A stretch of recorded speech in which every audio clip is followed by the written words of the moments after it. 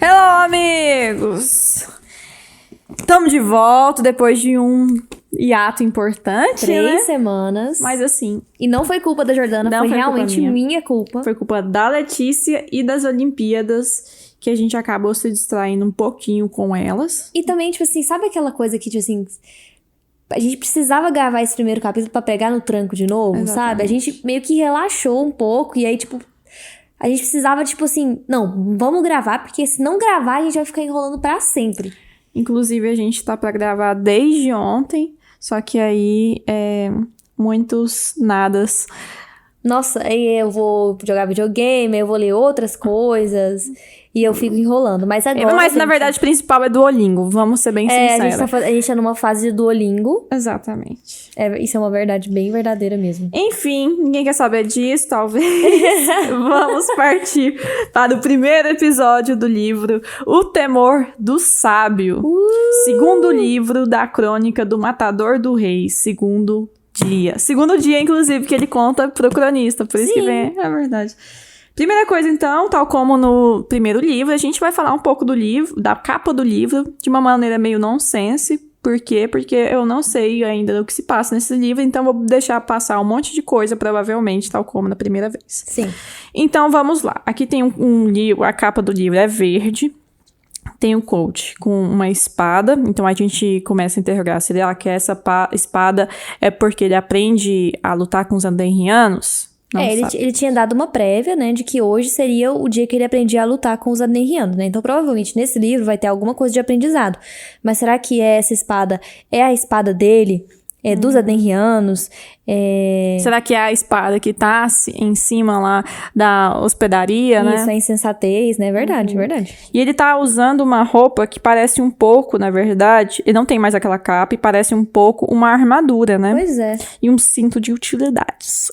Exatamente. Outra coisa também, o lugar, ele não está na universidade. Ele está, parece que numa floresta, tem uma árvore. Num precipício, né? Igual você ele falou. tá no meio de um precipício, tem 2 montanhas, ele tá bem que no vale dessas 2 montanhas.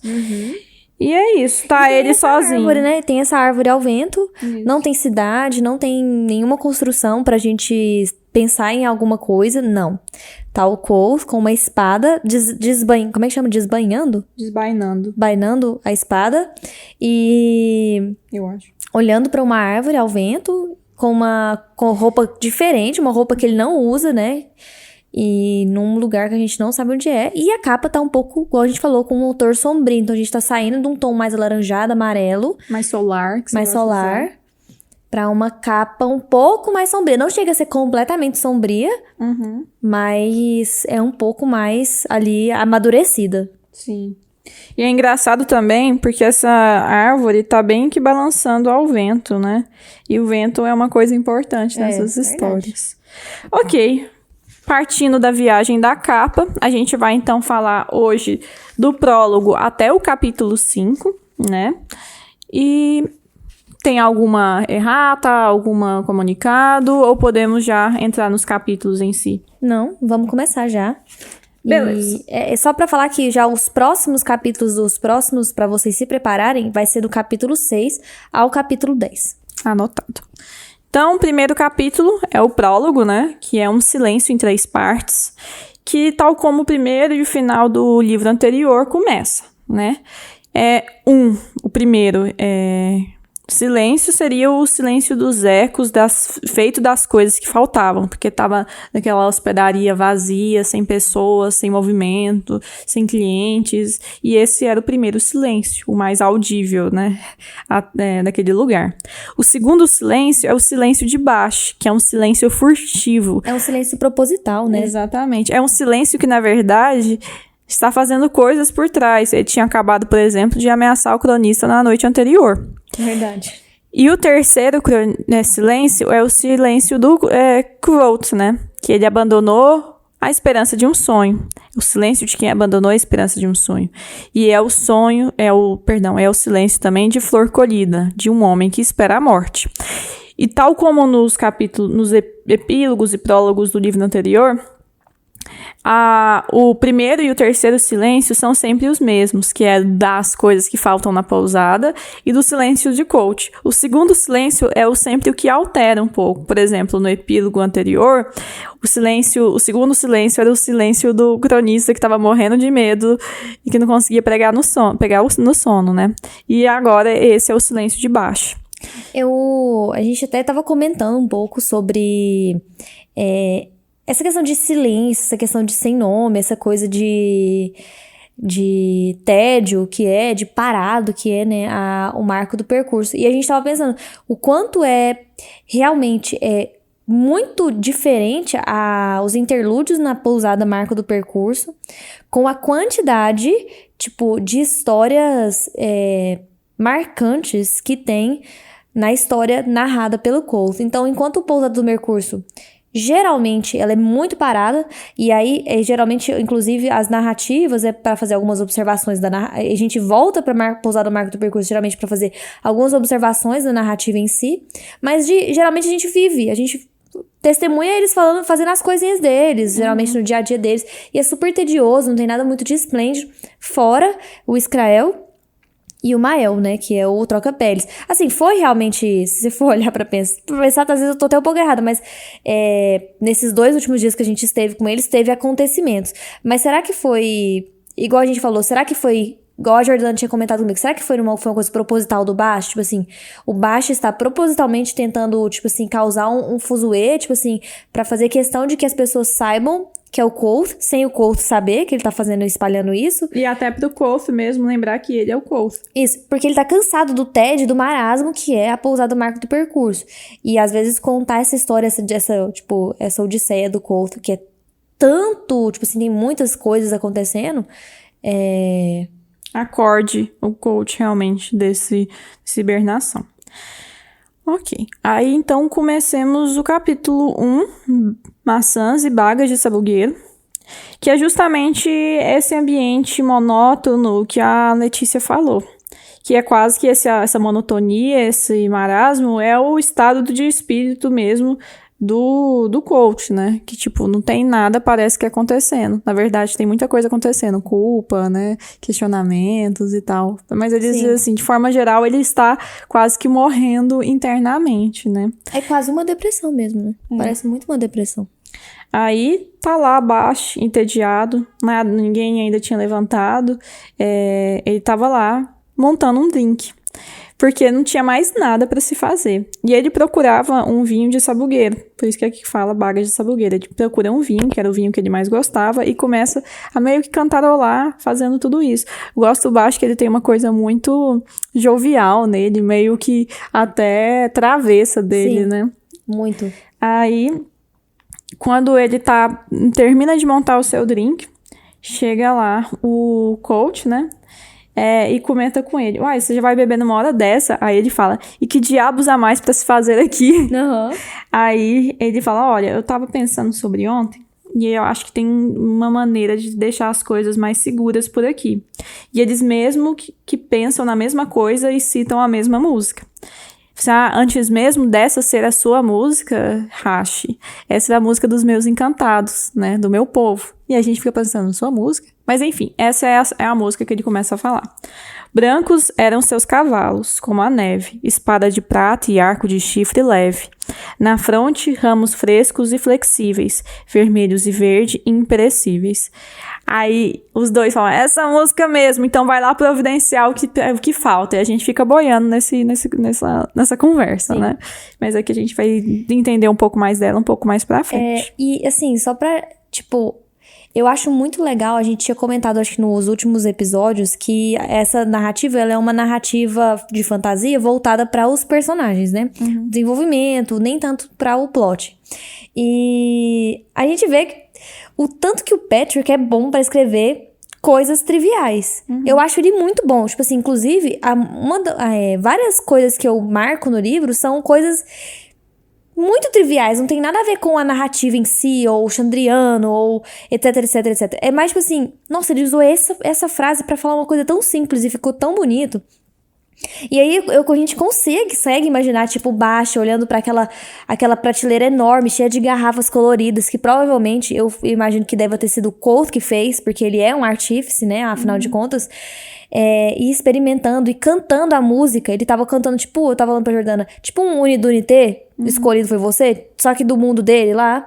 E a gente vai... E é uma música criada pelo Patrick, então ele tem todo aquele... Imagina, o cara é super perfeccionista, ele deve ter parado um tempão pra escrever aquelas linhas, entende? Do tanto que as coisas triviais são transformadas em coisas muito poéticas e importantes nesse livro. Mas eu acho também, Letícia, que, tipo assim... Tem essas duas linhas narrativas, né? Que é a do marco do percurso e a da universidade, nesse momento que tá na universidade.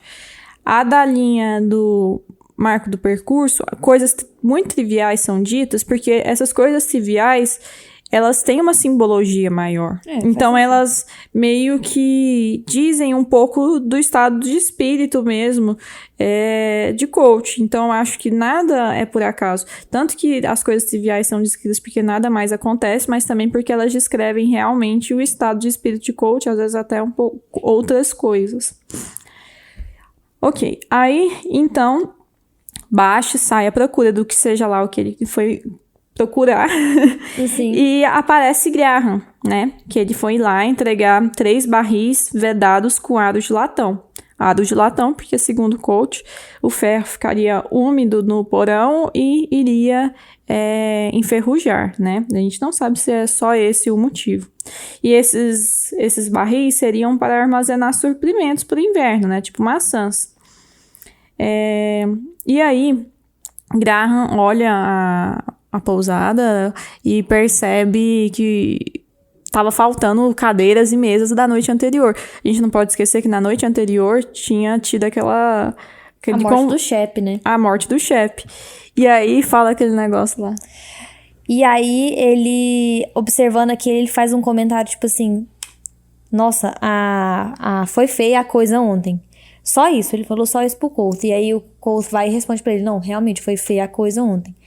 E aí o Colt pensou consigo e ele escreveu o seguinte, era provável que isso fosse tudo o que Graham teria a dizer sobre a morte de um homem que ele havia conhecido durante a vida toda. Então, assim, às vezes no coração do Graham tava muito mais dolorido, sabe? Mas acabou que ele conseguiu só emitir aquilo, sabe? Foi feia a coisa ontem. E logo depois o Colt vai fazer uma reflexão sobre morte naquele povo, né?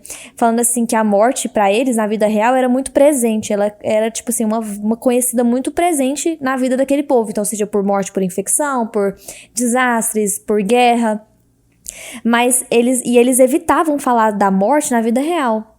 Porque eles tinham medo de atrair aquilo.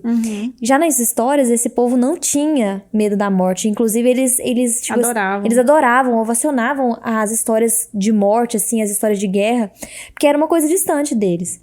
E só pra eu falar, porque eu gosto muito, eu falei pra Jordana, tipo, eu marquei um outro trecho, que é logo depois que o Bast, antes do Graham chegar, o Colt começa a fazer as coisinhas dele na hospedaria.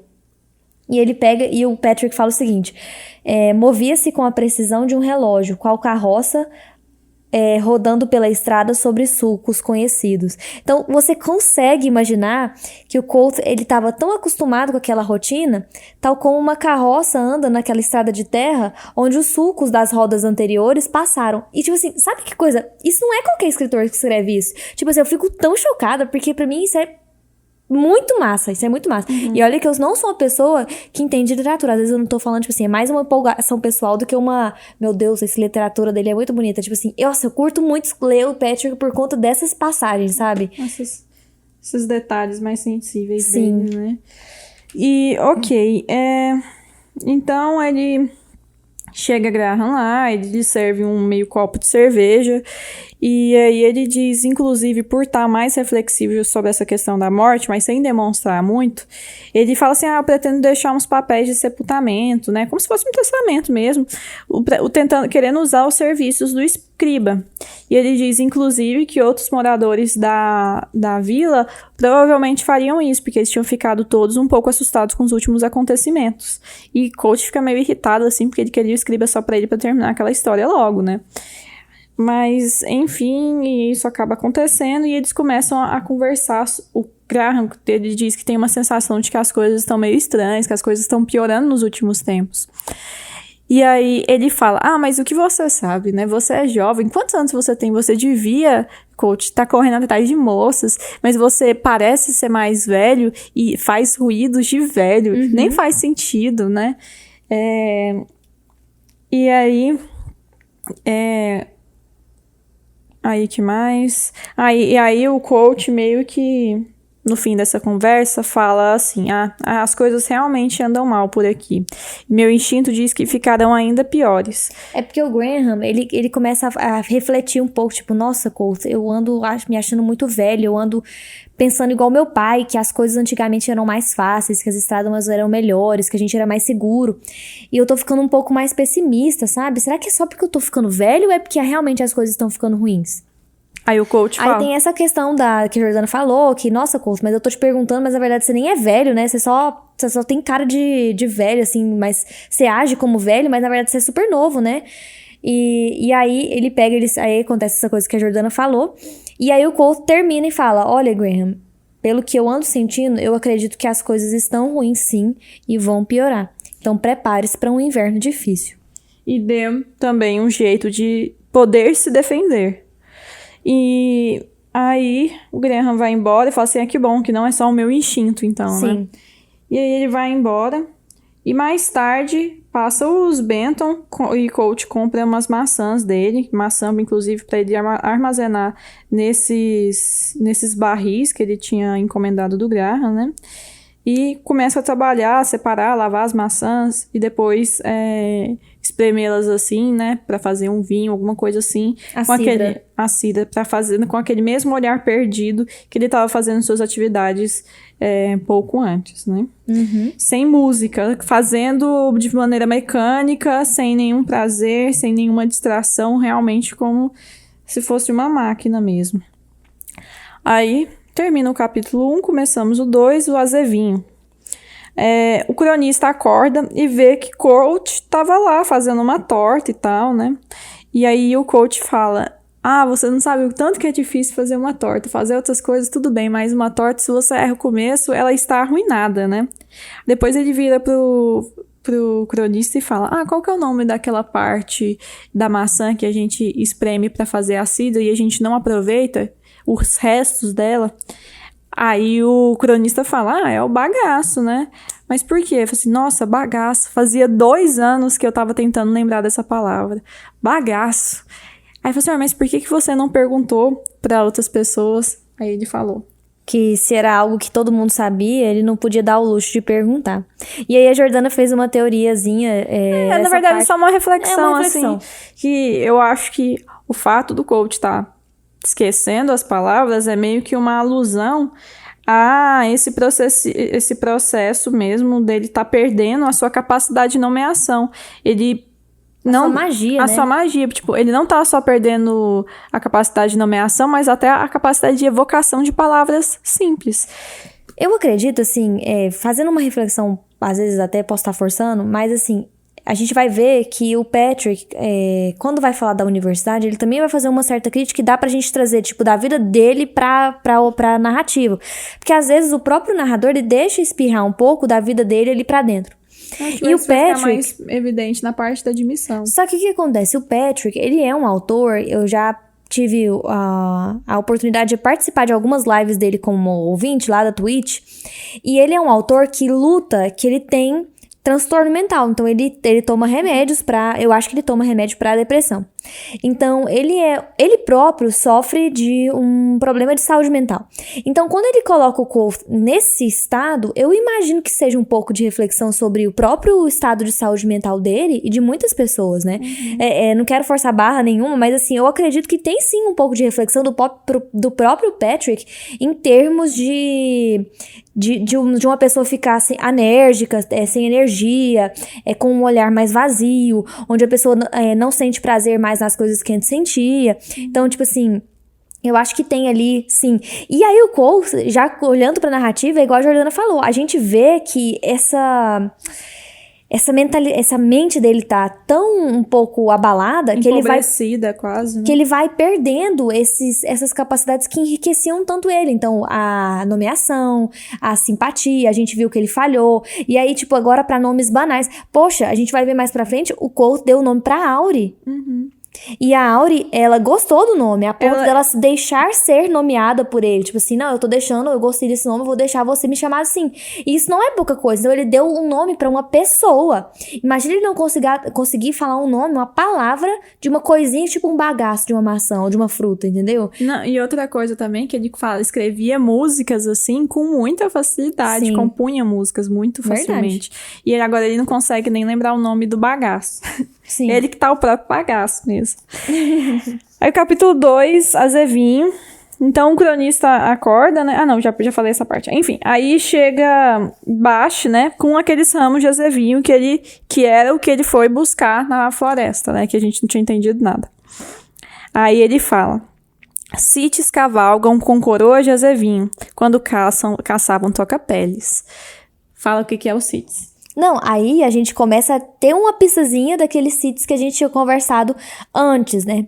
Que quando o Chandriano ataca o Quoth, ele fala: quem vai te proteger dos cantores? Quem vai te proteger dos sítios? Então, tipo assim, a gente tá percebendo mais uma peçazinha encaixando no quebra-cabeça dos sítios, por exemplo. Que parece que eram seres ou criaturas, não sei de que é, mas que andavam a cavalo, usavam branco, tinham espadas de prata e que caçavam os Mael, que é os troca-pele. E o próprio Bash, eles pensaram, não, vamos fazer coroas de azevinho para usar como forma de proteção a esses troca-pele. E uma coisa engraçada é que o próprio Bash, ele repete novamente, olha, a gente pode tentar, mas eu não tenho certeza, os Mael, eles são criaturas assim que eu mesmo que sou mais velho, não sei falar, nosso povo não vê eles há anos, há centenas de anos, a gente não sabe, eu sei O que eu sei sobre eles são contos, assim, são histórias, porque eu nunca vi um. Exatamente. Aí o cronista vai e fala, mas por que vocês não usam ferro, né? Porque essas criaturas são sensíveis ao ferro. E o que se torna evidente que o ferro realmente fazia uma coisa com os encantados de maneira geral. E que Bash fazia parte dos encantados e que o Toca-Pele também, né? E Bash fica enraivecido e fala, eu nunca vou usar ferro.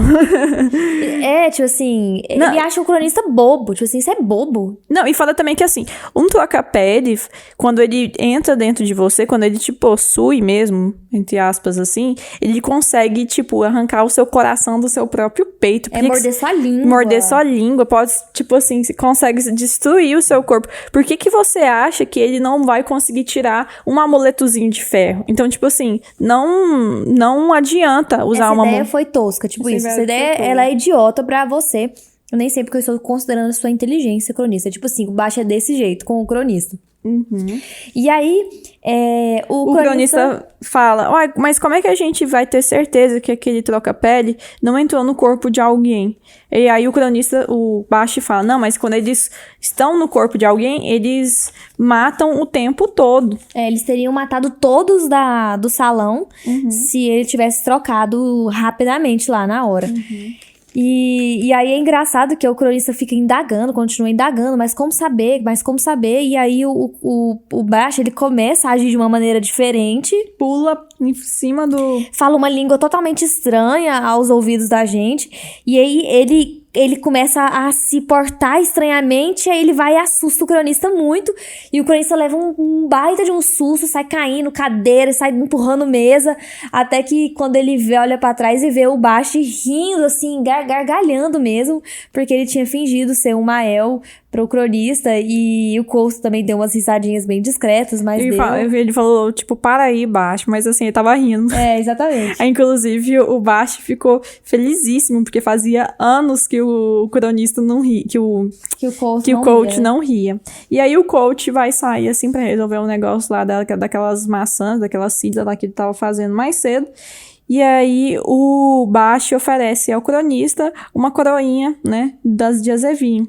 E o cronista interpretou isso. E antes dele entregar, é a coisa mais legal, porque ficou super bonitinha a coroa, né? Uhum. E os dois construíram, né? Tanto o Coulson quanto o Basti estavam fazendo a coroa. E antes dele entregar pro cronista, ele assopra na coroa. É bem discreto, é a coisa mais legal que o Patrick vai falando, tipo assim, ele pega a coroa, puxa o ar e ele sopra tão fino, tipo assim, na folha, que a folha mal mexe. E aí ele pega e entrega pro cronista. Olha, esse aqui é um presente que eu tô dando pra você. Eu usei praticamente quase toda a magia que eu sei. E essa não é uma coroa comum. Ela vai durar mais e vai te proteger mais do que o normal. E esse é um presente por você ter feito ele sorrir. E ele chegou a dar acho que ele falou, chegou a dar 3 boas risadas. E fazia anos que eu não via o Coulson rir dessa forma. Aí o cronista meio que interpreta isso como uma trégua, né? Que, tipo, talvez ele não tivesse aquela ameaça não foi pra valer mesmo, né? Aí ele mesmo propõe essa trégua. Então tá tudo bem entre a gente, né? Aí o Basti, não, você é meu, você é o meu fantoche, coisa assim, né? Você vai estar aqui com a única função de tirar desse marasmo o coach. Eu quero o meu hash de volta. Hash de volta. Se você não fizer isso, eu vou te tipo... Ele faz ameaças bizarras mesmo, assim, bem agressivas. Aí o cronista fica de novo super tenso, assim. O Coulson volta e eles tomam café, fazem o desjejum. E aí entra o outro personagem, o Aaron. Que é o aprendiz de ferreiro. Que é o aprendiz de ferreiro, que inclusive acertou o Mael ontem, na noite anterior, com a barra de ferro e tal. Sim.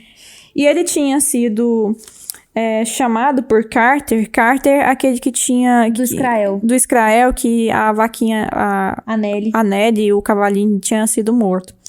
Ele tinha convidado o Aaron para fazer a segurança dele numa viagem, porque ele tentaria vender alguma coisa e comprar um cavalo novo.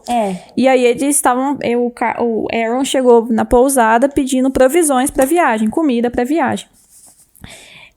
Inclusive, o Aaron diz que se ele não conseguisse, o Carter não conseguisse comprar um cavalo novo, o Carter pretendia se alistar. Por isso eles estavam sem esperança e porque estavam valorizando bastante, assim, esses soldados, né? Esses que se alistavam mesmo. Ele falando assim pro Coulson, se o Carter não conseguiu a Nelly, ele tá pensando em aceitar o soldo do rei, que é aquele rei penitente, né? E aí ele meio que idealiza essa situação. Olha, eles não estão pagando mais prata, estão pagando ouro agora, e eles cuidam da gente, eles dão vestimentas, eles dão, além do dinheiro, eles dão comida. Então, assim, é uma coisa digna servir ao seu rei nesse sentido. E uma coisa muito interessante que eu comentei com a Jordana é que o Aaron, pra pagar o mantimento, ele deixa uma lasca fina de prata em cima do balcão da hospedaria. E lasca de prata é uma moeda de vintas. Então, assim, a gente fica essa pergunta, é implícito ou é explícito? A pousada marca do percurso está ou não em vintas? É uma pergunta. E o Coulson, ele pega e fala... Ele vê que o Aaron está falando de Carter somente, mas ele pega e fala, mas é só Carter que tá querendo alistar E aí o Peg e o Aaron falam, não, eu também tô pensando em alistar. E ele fala uma coisa bem dolorida, bem sofrida. Eu não aguento mais ver minha mãe acordar à noite amedrontada, checar várias vezes as janelas de casa, as portas pra ver se estão trancadas. Minha mãe vive em medo contínuo. E eu ir pra guerra, às vezes eu ganhando esse ouro, esse marco de ouro, eu vou poder dar uma vida mais tranquila pra minha mãe e acabar com essa guerra. Tipo assim, o Aaron é muito idealista, dá pra ver que ele, tipo assim, eu tenho que servir o meu rei penitente, eu tenho que acabar com os rebeldes da guerra, porque eles estão causando esse tanto de coisa, de problema pra gente. E aí é a hora que começa a coisa a ficar com... Nossa, fiquei esse capítulo, depois que o Colt faz a pergunta... Alheia. Nossa, deu muita dó do Colt. Tipo assim, eu fiquei com dó dele. Meio que dó mesmo. Tipo assim, nossa, mano, você é tão maravilhoso, mas deu tão errado isso. É que, tipo assim, o Colt fala... o que você sabe sobre a história, né, de Kvolt? Aí ele fala... além dele estar morto? Além dele estar morto, aí o Colt meio que ri sem graça. Falou assim, ele era um cara ruivo, que fazia coisas muito boas, muito ruins. Muito inteligente, ele era muito bom com música. Falei E aí, que matou um monte de gente também, uns negócios assim. De herói a vilão. Mesmo.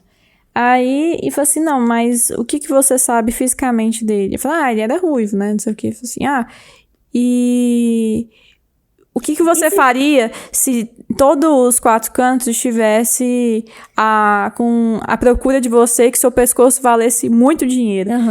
Aí ele fica sem responder. Aí o Colt responde, eu digo o que eu faria. Eu forjaria a minha própria morte, iria para um meio de lugar nenhum. Trocaria de nome, abriria uma pousada e seria um hospedeiro de que ninguém poderia suspeitar de nada, né?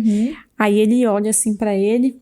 Ele fala, olha, eu sei como essa guerra começou, conheço a verdade sobre ela.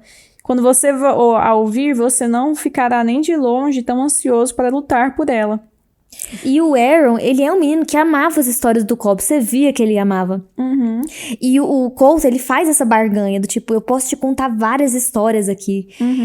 Eu posso te contar a verdade sobre a princesa Ariel. Quem é a princesa Ariel? Igual a gente tava falando, tem um trecho no primeiro livro que ele fala o seguinte, já resgatei princesas de reis adormecidos em sepulcros. Será que a princesa Ariel é essa princesa que ele resgatou?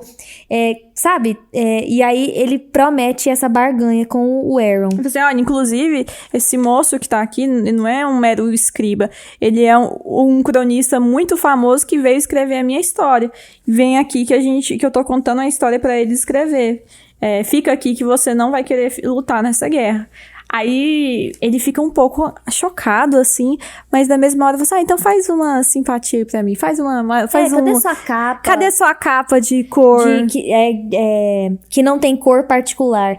E essa frase, essa pergunta já começou a afundar o Colt. Exatamente, fez muito mal pra ele. Porque primeiro que ele percebeu que o Aaron tava sendo um pouco jocoso, um pouco assim irônico. Segundo, porque ele mesmo fala, não, você tá confundindo as histórias. Essa é a capa do grande Taborlin. Né? Aí fala assim, então... Aí o cronista fala, a capa dele, na verdade... Era de sombra. Era toda de teias, de aranha e sombra. E ele usava anéis em todos os dedos. Aí fala assim, é mesmo? Qual que é a história dos anéis? Fala aí. Me mostra uns anéis, então, seu. Aí ele... Aí o Colt já todo sem graça, falou assim, mesmo se eu tivesse, eu não acho que eu não mostraria. E aí eles cantam a música, né? A música dos anéis. Cantam não, recitam. Que é a seguinte, na primeira mão, anéis de pedra, ferro, âmbar, madeira e osso.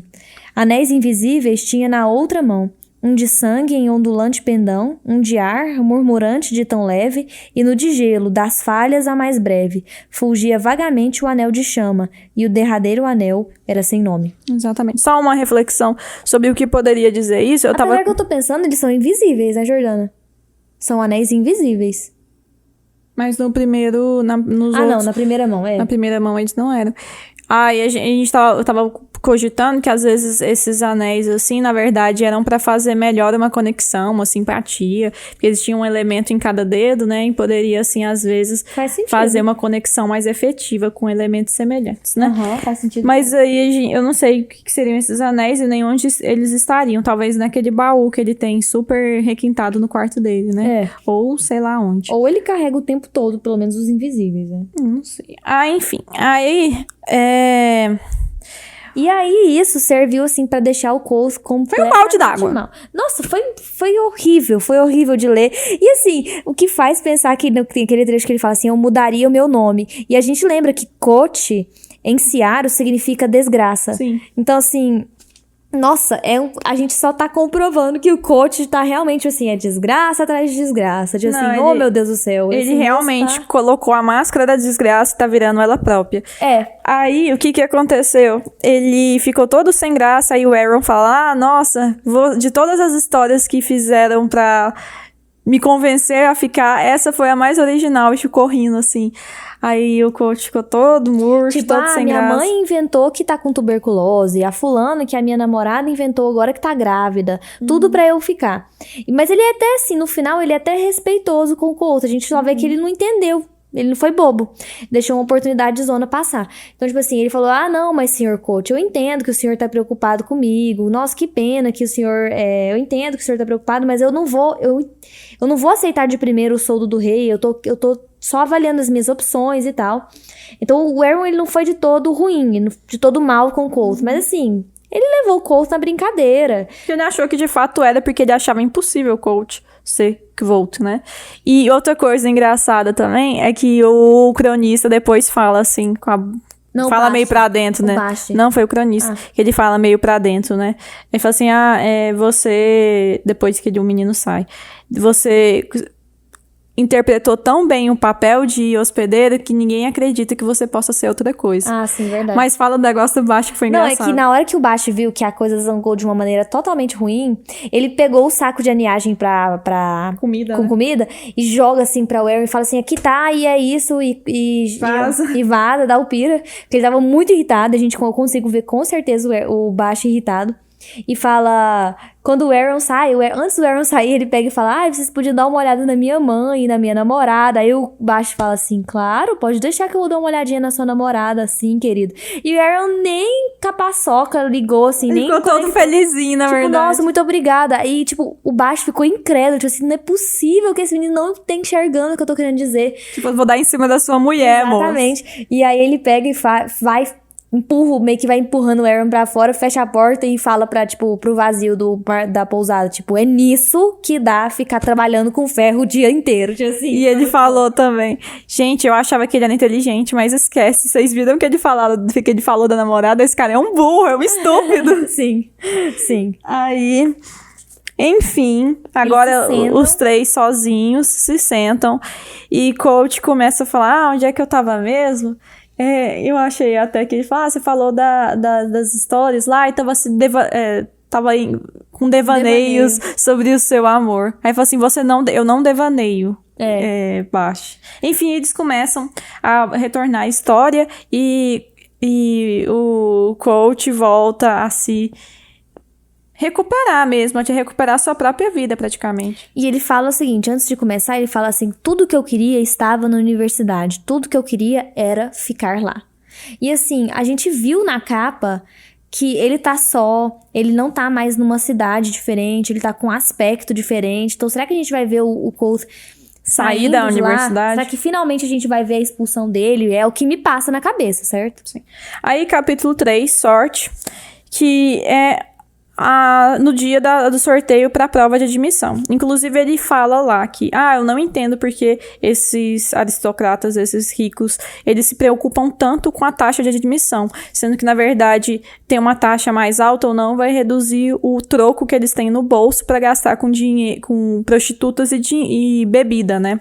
E ele ainda faz uma reflexão que é o seguinte, eu imagino que, sei lá, centenas de anos atrás, a universidade, essa prova de admissão, tinha realmente um sentido, assim, que as pessoas sentavam, discutiam e se elevavam mesmo. Mas hoje em dia, com mais de 1.000 alunos, Eram só alguns minutos de umas perguntas poucas que poderiam determinar a sua taxa escolar. E, tipo, não tinha mais sentido. Um erro poderia dar muito ruim. Exato. E aí é outra coisa que a gente tava até conversando, que é, mais uma vez, trazendo um pouco do autor, às vezes criticando o próprio mundo, né? Que eu lembro de ver que o Patrick, ele foi um cara que frequentou a universidade por muito mais anos do que o esperado para um aluno. Então, ele ficou muito tempo rondando e decidindo o que ele faria. Então, ele passeou por muitos temas da faculdade e, às vezes, ele notou isso como uma crítica própria para a universidade. Então, tipo assim, lembra do Elodin falando que hoje em dia a universidade era um vinho ralo. Então, antigamente, às vezes o Patrick pensou que antigamente a universidade ela tinha um sentido de debate, de troca, de conhecimento entre aluno e mestre. E hoje em dia não, hoje em dia, tipo assim, tem 11 dias, é uma onzena pra fazer todas as taxas, pra fazer o sorteio, fazer as provas com os alunos, e são perguntas rápidas, não tem tempo pra debate, e é isso, e pronto, acabou. Sim, acaba que vira uma grande fábrica de ganhar dinheiro, principalmente nos Estados Unidos, que o pessoal tem aquelas dívidas gigantescas na universidade, né, e com métodos de avaliação muito dúbios, assim, muito falhos, né. Lá não sei. Não, é porque tem aquela SAT, né? Tipo assim, todo método de avaliação que único, assim, é meio falho, né? Faz sentido, isso é verdade. Enfim, aí... Todo método de avaliação que é muito despersonalizado, né? Tipo assim, eu não vou ver você, Jordana, com o seu conhecimento, e vou conversar e tentar tirar de você o que você sabe, né? Eu vou simplesmente te entregar uma prova universal e ver o que você sabe disso. Aí, então lá a gente vai pro dia do sorteio em si, em que o coach tá lá esperando na fila, e de repente ele vê na fila Feila. Feila, uma mulher maravilhosa, linda, que tava bem mais à frente na fila, e ela vê coach, dá um aceno assim e se junta até ele. E tipo assim, o coach fala, nossa, eu imagino que as pessoas ao redor estavam pensando, o que aquela mulher linda queria fazer comigo? Que tava todo esfarrapado, todo bagunçado. Mas aí eles ficam lá conversando. Ela gosta do papo dele, gosta um pouquinho dele. A gente vê que ela tem uma quedinha por ele. Uma quedona, né? E assim, foi super legal. Porque igual eu tava falando pra Jordana, quando você tem uma fofoca em comum pra conversar com a pessoa, é ótimo. Porque aí você dá seu ponto da fofoca, a outra pessoa conta sua fofoca também. E a fofoca deles era o Elodin. E assim, foi muito bom. Porque a Feila falou, o Elodin tem uns métodos super estranhos. E finalmente ele vai abrir uma cadeira de estudo agora na universidade. O que até choca o Colt, falou assim, sério, cadeira? Ela, nossa, Colt, eu achei que você sabia. Ele vai, como é que é o nome da cadeira? E ela falou assim, o nome da cadeira, chamou o nome da cadeira. Não, ainda nem tem nome, mas provavelmente, do jeito que eu conheço o Elodin, vai ser o nome da cadeira. Sim. E o Colt ficou um pouco chateado, porque, tipo assim, o Elodin, que era meio que o padrinho, né? Ele era do relar dele. E ele não tinha sido convidado. Mas, enfim, aí eles sorteiam lá. E o coach fica no 8º dia da prova de admissão. E a Feila fica ainda mais para depois disso. E quanto mais tempo até a prova de admissão, mais sortudo você era, porque tinha mais tempo de estudar. Quem tinha acesso ao arquivo, é claro. E aí ela vai e fala assim, então vamos almoçar agora, né? Aí o coach fala, não posso, eu vou passar na oficiaria e tal, né? Tem compromisso pra se resolver. Mas na verdade ele não aceitou porque ele não tinha dinheiro, ele tinha 1 talento e 3 só, se eu não me engano, na bolsa dele. E é o que a gente vai voltar. Tipo, igual a Jordana falou, toda pré-taxa de admissão é aquele sofrimento pro Colt. Então, a gente vai perceber que esses capítulos iniciais do livro é novamente o Colt tentando ter dinheiro para pagar uma possível taxa alta de admissão escolar. Então, ele vai tentar na oficiaria, ele vai tentar na música de novo. Aquela mesma história que ele sempre faz. Aquelas coisas. E lembrar só, a nível de parênteses mesmo, que a prova, o sorteio acontece naquela praça enorme, que é a Praça do Mastro, que é também chamada de Salão de Perguntas, que é também chamado Casa de Vento, que é o Cohen Rael, que é aquele lugar lá que ele ficou com o Elodin no telhado. Aí o William, a Feila vai embora, o William aparece. Lembra que o William é aquele cara mais sisudão, mais sério, assim, né? Aí ele aparece e fala pro coach, já terminou de flertar? Eu falo, não, a gente não tava flertando. Eu falo assim, pois você deveria, porque ela gosta de você, né? Ou seja, até o William, que é o cara mais seco, assim, já percebeu que a Feila tá super afim do coach, né? Aí depois eles o coach acaba meio que obrigado, né, vendendo a sua ficha pra o William por uma ocre, alguma coisa assim. Acho que é iota de cobre. Uma iota de cobre. Aí ele vai e fala, uai, você não vai tentar barganhar com outros alunos? Ele falou assim, eu não, eu tenho que me preparar. Vai, mas como é que você vai se preparar sabendo que você não tem acesso ao arquivo? Aí o coach fala, uai, tem outras formas de se preparar. Aí o William, depois você não quer que você fique... famosinho, sendo suspeito e sendo um motivo de tantos boatos, né? Eu não tô nem aí se falam de mim, eu tô aí pro o que falam de mim, eu quero saber, né? E aí acaba o capítulo 3 e começamos o 4, Alcatrão e Estanho. Então até a prova da admissão, o coach tinha que se preparar de 2 modos. Primeiro, tentando ganhar dinheiro e segundo, estudando de noite escondido no arquivo. Para ganhar esse dinheiro, ele foi fazer trabalhos na oficiaria, fazer 2 lâmpadas de navio que naquela época estavam tendo mais saída ali. E depois que ele trabalhou, fez um monte de horas trabalhando nessas lamparinas, ele voltou para Anchors e solicitou comida mesmo pro jantar lá por... Comida e uma cerveja. Comida e uma cerveja lá por volta de meia-noite, todo acabado.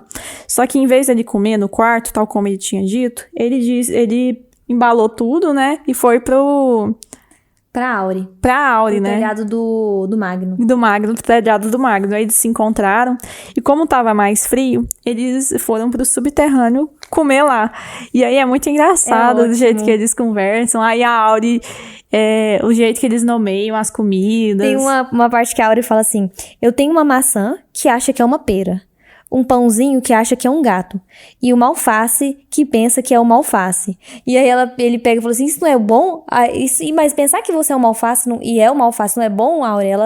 Quem é que em sã consciência ia escolher ser uma alface? É muito bom. E aí tem uma coisa tão bonitinha, que é tipo assim, ele fala, eu não lembro o que ele fala. Eu não lembro, eu me esqueci. E aí ela fala assim, não tema, eu estou aqui, você está a salvo. É porque, e as batatas que eu tenho, que sabem que são batatas, mas eu temo que estão frias. E é tão bonitinho quando ela fala assim, não tema, eu estou aqui, você está a salvo. Tipo assim, a gente sabe que ela tem uma parada meio ali desconhecida, misteriosa, e nossa, meu Deus, mesmo ela tendo cara de frágil, só dela tá falando isso, porque a Aura, a gente sabe que ela é um apoio pra ele. Ela é uma rede de apoio pro Corto lá. Então, tipo assim, ele tem o William, ele tem o Sim, mas, tipo assim, só com a Áurea, que ele é 100%, pode falar sua música, ele leva os restos de comida que nem são tão maravilhosas as comidas assim, mas ele sempre traz alguma coisinha e ela nunca julga, ela sempre tá acolhedora com ele, assim, Sim. A seus modos. E uma coisa interessante, só pra gente aproveitar e não ficar tanto na narrativa, nesse capítulo, antes da gente ir pro próximo, ele inicia falando um pouco sobre a universidade e assim, a universidade, ela recebia muitos comerciantes, porque de lá saíam construções, saíam objetos, saíam coisas que são unicamente daquela universidade. Pensa, ela é a única universidade dos 4 cantos. Então ele fala, saía medicamentos diversos da iátrica, saíam coisas alquímicas muito interessantes, mas ele falou assim, mas assim, com toda a humildade, eu falo com quase segurança que as melhores invenções da universidade saíam da oficiaria.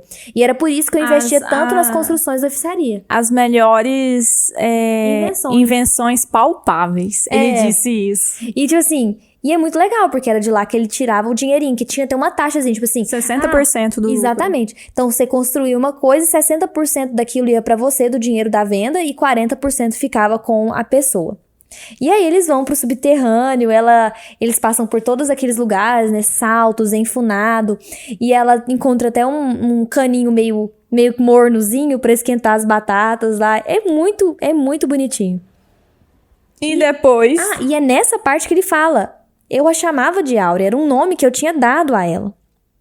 Então, o Colt, ele era tão bom com nomes na época, e a gente lembra que agora ele acabou de nomear o vento, e eu acho que nomear alguma coisa como vento é uma coisa bem mais difícil do que, enfim, coisas mais comuns, mas assim, poxa, igual o Elodin falar, a arte de nomeação... Parece que é mais essa questão, tipo assim, vou chamar o vento, vou chamar o ferro, vou chamar a água, não sei, eu tô inventando. Mas assim, eu chamar o seu nome também é um tipo de nomeação, mas é uma nomeação bem mais fraca. Então, falar as palavras é um tipo de nomeação. Então, ele Se a gente faz olhando pro marco do percurso, ele não saber bagaço, e sendo que no livro ele chamava pessoas, ele deu um nome pra você, eu te dei um nome, e essa pessoa aceitou, tipo assim, é muito bom mesmo. Tipo assim, você vê o tanto que ele era talentoso pra isso mesmo.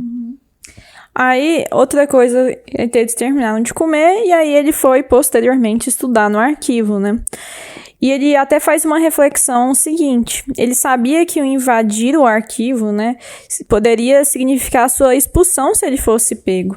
Isso deixaria o Lauren ainda mais enraivecido. Mas não conseguir pagar a taxa de admissão também significaria o mesmo, então ele não tinha muita escolha. Então, ter que invadir o arquivo para estudar era o único caminho possível para ele. Ok, aí terminamos o capítulo 4 e vamos ao último capítulo, que é o capítulo 5, a eólica. Então nesse começo de capítulo, ele meio que discorre as várias maneiras que coach faz para tentar ganhar dinheiro. Inclusive, a sua penúltima tentativa foi fazendo jogos, né? Jogando cartas. Sim. Só que ele acabou gastando todo o seu dinheiro que ele tinha conseguido até então. Todo que ele tinha conseguido. Até nessas tentativas de conseguir dinheiro. Ele acabou gastando seu dinheiro e ficando com menos dinheiro do que ele tinha começado nessas tentativas de adquirir mais dinheiro para admissão. Entendi. Então ele pensou, então eu tenho agora a minha última cartada, que é cantar, então, tocar na eólica, né? A música mesmo.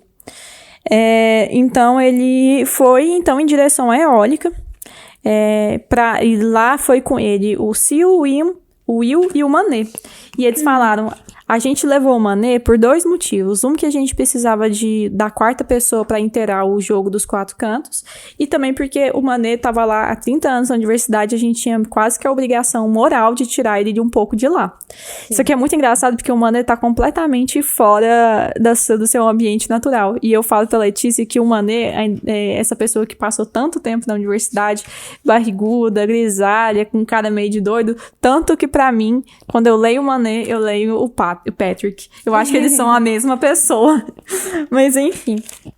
Eles chegam na porta da eólica e é exigido o dinheiro, a taxa da entrada, né? Só que o coach fala, não, eu tenho uma gaita de prata, né? Eles estão comigo. Só que o cara tinha mudado, não era um daqueles...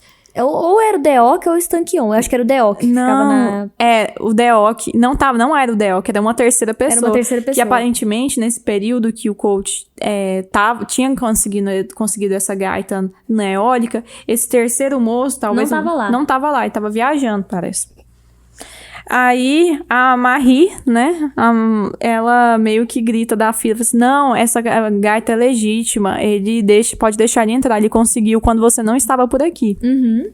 Aí eles entram e tal, e se acomodam lá, começam a jogar, começam a beber algumas coisas, e uma das coisas que eles conversam, porque o Sim fica insistindo pro coach cantar a música do Asno Asno, Falou assim, não, eu não vou cantar a música do Asno Asno, não quero mais encrenca com Ambrose, pra mim isso é coisa do passado, mal sabia ele, né? Exatamente. Aí ele falou, não, mas você cantar agora vai ser só uma puniçãozinha, uma conversa lá no chifre, né? Aí o Manet fala, não, isso vai encarecer a sua taxa de admissão, porque a taxa de admissão, assim, escolar, a taxa escolar que faz a cada período da universidade, ela não é determinada apenas pela prova de admissão. Causar problemas, ser relar, também aumentam a sua taxa. Chifre, né? Ir pro chifre, ter problema com os professores também. Então, assim, pelo seu último período na faculdade, na universidade, provavelmente você vai pagar uma taxa de pelo menos 10 talentos. E aí o coach fez, meu Deus, eu tô mais ferrado do que eu imaginava, né? Uhum. E aí fala, não, mas pelo menos, o Sim fala, você ainda tem aqueles 20 talentos que você ganhou do Ambrose. Aí eu falei assim, então, não tenho mais não, eu gastei. Ele falou, como é que você gastou? Eu falei assim, eu tinha que comprar um alaúde novo. Eu falei assim, mas você gastou? Porque eu tocava na Anchors, né? Sim. Então, tipo assim, eu precisava... Esse é meu ganha-pão. Lá é meu... tipo assim, eu como e durmo lá por conta que eu toco lá. É claro que ele sabia que não era por conta disso só, é porque ele não aguentava ficar sem música e ele pagou a Devi também com um pouco de dinheiro. Ele teve outros gastos nesse período, né? Mas Sim. ele falou, nossa, mas eu não sabia que instrumentos poderiam custar desse tanto, dizem o Will e o Sim. Eu falei, mas esses instrumentos são como cavalos, você pode comprar por uma barganha, ou eles podem chegar, assim, entender, a um gasto infinito, né? Então, tipo, tá vendo aquela... Ele começa a apontar os instrumentos dos músicos da eólica e fala, tipo, essa aqui tem mais de 250 anos, deve custar não sei quantos talentos, assim. Então, cada músico realmente tinha um tesouro consigo lá, né? E aí, como eles estavam insistindo muito pro Cole tocar a música do Ambrose, ele falou, não, então eu vou dar uma rodadinha aqui na eólica. Se eu encontrar o Tripe, eu peço pra ele tocar pra vocês aqui, pra tocar aqui na eólica. E aí ele foi, assim, saiu né? pra procurar a Dena. Saiu pra procurar o Tripe, mas por dentro ele tava querendo procurar a Dena. E por sorte, um milagre, ele encontra a Dena. E como sempre, ela estava acompanhada. E estava acompanhada por um cara super nobre. O Lord Kelly Vantenier. Exatamente.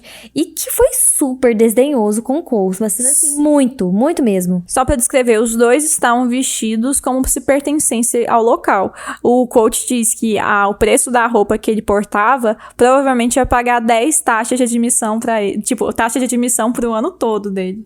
Exatamente. E aí ele encontra com a Dena toda naquela postura de... Nobre mesmo. De nobre, assim, que a Dena, ela é muito boa. Ela é tão boa quanto o Cole, eu imagino, pra assumir um tipo de papel. Então, assim, tanto é que ela troca de nomes, dependendo de quem ela tá, de quem que ela tá interagindo, de que época da vida dela ela tá, ela troca de nome também. Então, ele conta, eles vão ter uma interação super, porque o Cole já interpreta que ele tem que interagir com ela de uma maneira mais respeitosa, mais distante dela, na frente do Kelly. E aí, o Kelly, ele é super, tipo assim, ele quase não cumprimenta o Cole, tipo assim, evita olhar pro Cole. Ele só o cumprimenta porque quando o coach foi fazer uma reverência pra ele, ele vê a gaita de prata. Então, ele percebeu que naquele local, o coach era quase que um aristocrata lá dentro também. Então, ele foi e abaixou um pouquinho a cabeça o suficiente pra ser respeitoso, mas ainda meio desdenhando ele, muito Super. orgulhoso. Porque até tem uma parte muito engraçada que o coach pergunta, você é arpeador? Aí ele, não, eu sou arpista. E tipo assim, é a senhora dos instrumentos, é tipo assim, a mais... Aí deu a entender que, tipo assim, nossa, o meu instrumento é o melhor de todos, é o mais, tipo assim, fino, nananã. E aí ele pergunta, você é flauteador? Pro Cole, porque aí ele, não. Porque flauta não é flauteador, é flautista. E eu não sou flautista, eu toco alaúde. E aí ele, por quê? Porque a flauta era o instrumento mais barato, né? Então, era um instrumento mais acessível, que pessoas com menos dinheiro realmente poderiam tocar. Não, e quando ele fala assim, não, eu toco alaúde, andarilho, aí ele fala, de música popular. E aí, tipo assim, nossa, foi super desrespeitoso com o Cole. E aí logo o Cole já fala, não, então não vou tomar muito tempo de vocês, já que vocês já estão com mesa reservada, estão aqui pra aproveitar, não vou tomar o tempo de vocês, então boa noite e tal. E aí ele pega e vai embora. Só que Dena, a safada da Dena, articuladora Dena, ela tava mexendo no brinco dela na hora que eles estavam conversando. Aí ela retorna no meio do caminho e fala, eu esqueci, eu sumi o meu brinco. Me ajuda. Não, mas é claro que não foi de propósito. Não. Ele viu que foi de propósito. Foi de propósito. Ele viu que ela não tava... A Dena não é boba. Sim, é porque eles não estavam podendo conversar com muita intimidade do lado daquele nobre lá. E a Dena... Tipo assim, a gente não pode esquecer que ela adora o coach, né? Exatamente. Então, ela chegou lá pra conversar, pra ter mais intimidade com ele mesmo. Aí, enquanto eles fingiam que procuravam um brinco, porque já tava escondido na mão do coach, eles foram conversando e fazendo troça desse Lorde aí. E foi muito engraçado, assim. Ela meio que situa o coach no mecenas atual dela, que ela tava aprendendo uma harpa. Ele falou, nossa, mas essa harpa que você tá aprendendo é uma harpa muito mais gigantesca do que a eu tinha falado. Mas assim... Aí, inclusive, fala, isso daí é uma harpa pra se tocar num salão, não dá pra andar com ela pelas estradas que era o que a Dena fazia, né? Aí ela falou assim, mas quem disse que eu não vou ter um salão pra tocar? Exatamente. E aí, ela pega, vai embora, e aí a gente esqueceu de falar que teve um trechozinho também, que a Marie, sei lá, ela é violinista, né? Ela não é violinista? Violoncista. De violoncelo, né? Aquele bem grandão. Aí ela toca, tipo assim, nossa, a plateia fica toda esbaforida, porque ela começa devagar e ela vai acelerando, até ficar, tipo, num ritmo frenético de violoncelo. Creu. E ela não erra. Ela termina e não erra, tipo assim. E ela era muito vista como uma mulher muito... dura, forte. E aí o Manet fica todo encantado por ela. Ela falou assim, isso aí é uma mulher e meia. É 5 vezes melhor do que qualquer mulher que vocês já conheceram. Tipo assim, ele tava completamente encantado. E aí quando o Quoth volta pra mesa, depois de ter encontrado a Dena, eles refletem um pouco sobre mecenas. Tipo, nossa, o Quoth não tem até hoje mecenas. Por conta do Ambrose. Sim, o Ambrose, tipo assim, num raio de quilômetros e quilômetros, ele tinha impedido o Quoth de ter qualquer mecenas. E é isso. É isso. Aí chega... Não, e é engraçado que chega nessa hora e o Manet tá dormindo. com o copo apoiado na barriga, na assim. Pancinha. Aí, não sei se é o Sim ou o Will, ele fala, nossa, mas eu não entendo, por que um cara patrocinaria artistas, né? Aí o coach fala, não, mas é porque eles fazem espetáculos com as cores da família, do brasão da família, representam e tal. Eu falei assim, não, mas pra mim ainda a conta não bate, por que alguém patrocinaria artistas? O que ele ganharia com isso, né? Parece que ele que fica com a pior. Aí, de repente, Manet acorda de seu coma ébrio ali, né? e meio que faz uma alegoria tomando uma cerveja, usando a bebida, né? Ele fala, não, olha só. Imagina, chega uma trupe e vai fazer alguns espetáculos. É como se, então, ele fala isso colocando um pouco de vinho de amora, sei lá, no copo do Sim. Ou do Will. Eu acho que é do Sim. Aí, ele vai e faz essa benfeitoria pra aquele lugar, né? Ele derramava um pouquinho. Aí depois chega E o Simon todo alegrinho bebendo. Aí depois ele fala, depois ele vai e chega de novo, faz outra benfeitoria. Aí ele vai de novo, bebe mais um alegrinho. Derrama mais um pouquinho no copo do Simon e o Simon vai e bebe alegrinho. Mas aí depois... um cobrador, assim, de impostos, um coletor de impostos, usando as mesmas cores, aparece lá e exige seus impostos. Aí, ele vai e bate o copo vazio de cerveja perto do dele. Aí, ele vai e derrama um pouco de cerveja. Aí ele fala assim, mais, né? Aí ele foi e derrama toda a cerveja, assim, e toma a cerveja dele feliz da vida. Ou seja, essa analogia é pra falar que é meio que a política de pão e circo, né? Que essas benfeitorias, esses shows que os artistas faziam, meio que alegravam a população para que ela pagasse e se sentisse obrigada a pagar grandes taxas de imposto para aquele mecenas. Exatamente, para aquele senhor. Então, assim, era uma política realmente parecida de pão e circo. Você dava um pouco e recebia muito mais. E aí, no finalzinho, o Quoth pega e se levanta pra... Agora eu vou tocar. Agora, tipo assim, ele é engraçado porque ele interpreta a plateia, né? Então, tipo assim, chegou o meu momento. Tipo assim, ele é muito disso, de sentir plateias, etc. Então, eu imagino que ele deva ter visto que a plateia tava no ponto pra ele e aí ele pega. E é agora que eu vou. E aí, eu acho que ele chega pro The Oak ou Stantion, não sei, e fala, eu acho que é o The Oak. Eu acho que é mesmo. Aí fala assim, então o que você vai tocar? Fala assim, uma surpresa. Fala assim, mas é uma surpresa que vai deixar todo mundo revoltado ou é que todo mundo vai ficar apaixonado, alguma coisa assim, né? Aí o coach deu uma risada assim, então é esse tipo de surpresa que eu gosto. Aí ele vai e sobe. E assim, acaba o capítulo 5 dessa semana. Conseguimos! Palma pra nós. E é isso. Lembrando que próximo episódio é do capítulo 6 ao capítulo 10. Eu vou voltar um pouco mais no Twitter também, eu acredito, essa semana. E eu estou pensando, já falei pra Jordana, vamos ver como é que vai ser essa questão da gente regravar alguns capítulos do Nome do Vento. Por quê? Acontece que o Nome do Vento, a gente tinha um microfone muito ruim, a gente era bastante... A gente continua amadora, né, Jordana, pra falar a verdade. Mas a gente tá menos amadora, então eu cheguei a ouvir alguns episódios e não me senti confortável. Então eu acho que a gente vai ter que regravar alguns. Problema seu. Então é um aviso que eu tô indo, assim, a conta gotas pra Jordana, até ela se acostumar com a ideia de que talvez teremos que regravar alguns capítulos, sim. E é isso, gente. Começamos, então, o Temor do Sábio. E eu tô muito animada agora. Eu acho que a gente agora vai dar uma Agora coisa. vai! E tem a chance, já preparo vocês, de que voltaremos a ser a cada 2 semanas. Eu não tenho certeza. Depende. Nós não somos de fase. Acho que sim, 2 semanas consegue. Não, consegue, mas eu falo assim, eu não sei se vai conseguir de 1 semana. Ai, eu também não sei, não. Até porque, assim, gente, a gente às vezes tem outras coisas do serviço e essas coisas, então, mas vai dar tudo certo. Sim. A gente não vai sumir. A gente demorou, mas a gente não vai sumir. Foi bom esse hiato, assim, entre esses 2 livros, até pra gente dar uma organizada na cabeça. É verdade, é verdade. É isso, gente. Fiquem com o Telu, amigos! Beijos, gente. Até, então, semana que vem ou daqui mais uma semana.